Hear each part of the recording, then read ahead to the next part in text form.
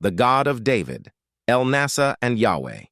Shuv David is often remembered as a man after God's own heart, but his story also reminds us of the God who forgives and restores, the God of David.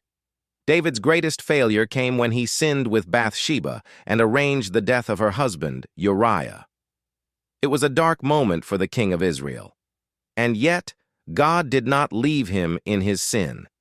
Through the prophet Nathan, David was confronted, and in brokenness he confessed, "I have sinned against the Lord." 2 Samuel 12:13. That's when David met El-Nasa, the God who forgives. The Hebrew word nasa, Strong's H5375, means to lift, to carry away, to forgive. Psalm 99:8 calls God by this very name. You were to them God who forgives, though you took vengeance on their deeds. When David repented, God lifted the crushing burden of his sin. His guilt was carried away by El-Nasa, the forgiving God. But forgiveness was not the end of David's story. God also restored him. That's why we can also call him Yahweh Shuv, the God who restores.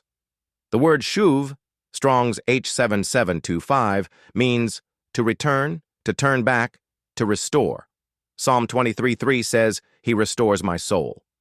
In Psalm 51, David prayed, "Restore to me the joy of your salvation."